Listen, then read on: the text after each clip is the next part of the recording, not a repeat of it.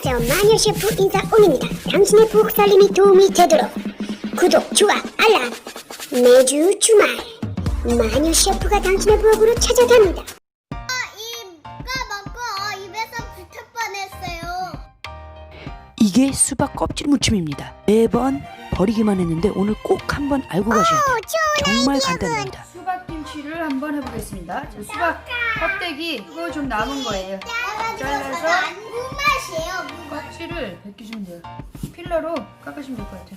근데 우리는 두 새끼를 키우고 있어가지고 죄송합니다. 네가 평소에 말을 더럽게 하니까 그런 거 아니야. 장난꾸러기 애기를 키우고 있습니다. 그냥 뚝뚝 썰게요.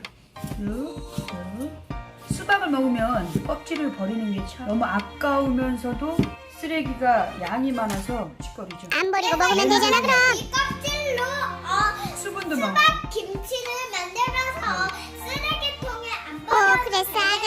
아이고 딸내미는 지 애미 안 닳고 예쁘게 잘 컸네. 정신이 없죠. 우리 때문에 잘 때는 유튜브 해가지고요. 네 애미가 정신 없어. 먹어도 돼? 네. 들어. 이보다 좀 더 질근감이 있네요. 됐습니다. 자, 이거 소금에 절이죠. 코로나 때문에 우리 아가들이 정말 딱해요. 어서 빨리 좋아져야 되는데. 소금 하나, 설탕 둘, 빠르게 하기 위해서 식초 하나, 둘, 버무려주세요. 탈수가 돼서 물이 이제 절여져서 물이 빠질 때까지 기다릴게요. 가루가 다 용해되도록 녹도록. 오늘은 빨리 바로 그냥 생채로 물기 짜서 쫄깃쫄깃하게 씹는 질감으로 만들려고 생채로 무쳐보겠습니다. 소금도 많이 넣고 설탕도 많이 넣어서 삼투압 현상에 의해서 이렇게 물이 벌써 이렇게 생겼어요. 삼투압? 그게 뭐지? 설명을 해야 될 거 아니야? 자, 삼투압이란 농도가 낮은 곳에서 농도가 높은 곳으로 이동하는 힘을 말합니다. 용매는 녹이는 물질을 말합니다. 즉, 물은 설탕을 녹일 수 있기 때문에 물을 용매라고 하고, 용질이라는 것은 녹아드는 물질, 물에 설탕이 녹죠. 그렇다면 설탕은 용질이 되는 것입니다. 그렇다면 용액은 무엇일까? 용액은 설탕물을 용액이라고 합니다. 이 용매에 용질이 녹아 있는 것을 용액이라고 하죠. 자, 그렇다면 이 농도는 무엇인가? 용액 속에 녹아 있는 용질의 양을 말합니다. 설탕물이 달면 달수록 용질, 즉 설탕이 많이 녹아 있는 것이기 때문에 농도가 높다는 것은 그만큼 설탕이 많이 녹아 있고, 설탕이 많이 녹아 있다는 것은 농도가 높다는 얘기입니다. 자, 집중하고 잘 들어. 빨리 넘어가. U자 유리관에 반투막을 중심으로 한쪽에는 물, 다른 한쪽에는 설탕물로 같은 양을 채워넣어. 여기서 반투막이라고 하는 것은 용매는 통과가 되지만 용질은 통과할 수가 없어. 즉, 크기가 작은 물은 통과할 수는 있지만 크기가 큰 설탕은 통과할 수 없는 막을 말해. 물이라고 생각을 하면 돼. 일정한 시간이 흐른 후에 농도가 낮은 물은 농도가 높은 설탕물로 이동을 하게 되지. 농도가 낮은 쪽에서 농도가 높은 쪽으로 이동하는 것이, 이것이 바로 삼투 현상이라고 하는 거예요. 이렇게 삼투 현상을 불러일으키는 힘, 압력을 삼투압이라고 하죠. 청형 상태를 유지하려는 자연의 원리, 다 필요 없고 그냥 약한 놈이 강한 쪽으로 붙는다고 생각을 하면 돼. 이해했어? 정말이야? 그럼 넘어간다. 자, 모르겠어. 정말 몰라?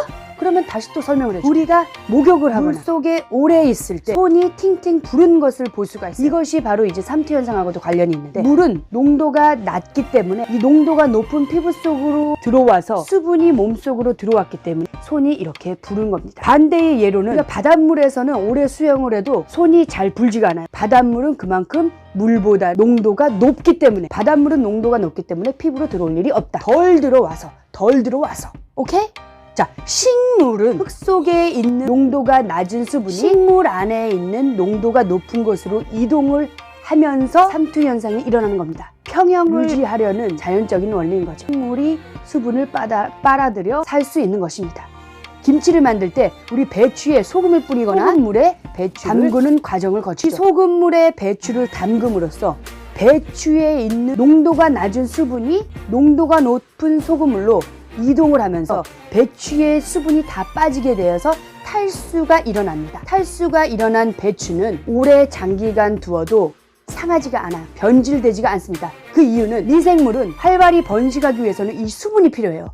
근데 이 수분을 다 없앴기 때문에 이 김치에서 미생물이 더 이상 번식을 할 수가 없는 겁니다. 시간이 오래 지나도 변질되지 않는 방부 효과를 느끼게 되는 거죠. 식품의 저장 방법. 절임이라는 것은 식품의 수분을 낮은 농도에서 높은 농도로 이동하게 하여 탈수를 시켜서 이 미생물들의 생육을 억제시키는 것이 절임입니다. 이 절임은 식품을 보존하고 식품을 저장하는 방법으로 조리에 있어서 이 삼투 현상은 중요할 수밖에 없어요. 그러니까 꼭 공부하고 가세요. 자, 절임의 방법은 여러 가지가 있어서 소금으로 절이는 것을 염장이라고 하고 여기에 예로는 젓갈, 새우젓, 오이지 등이 있습니다. 그리고 설탕으로 절이는 것은 당장이라고 얘기를 합니다.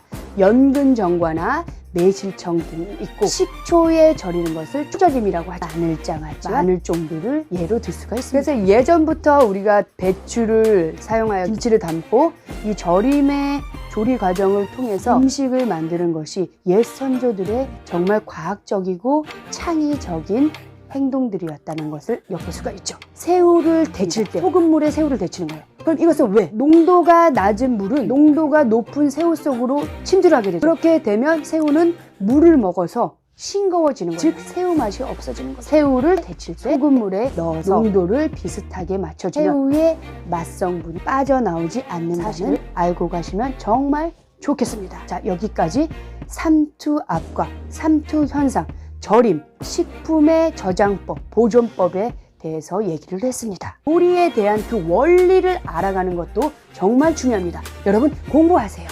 그래도 모르겠다고요? 그럼 한 10번 정도 계속 대강 깨서 보세요. 그러면 이해가 갑니다. 이 물이 이게 다 어디서 생겼냐? 수박이 수가라고 했죠. 수가. 물이 가득 찬 박.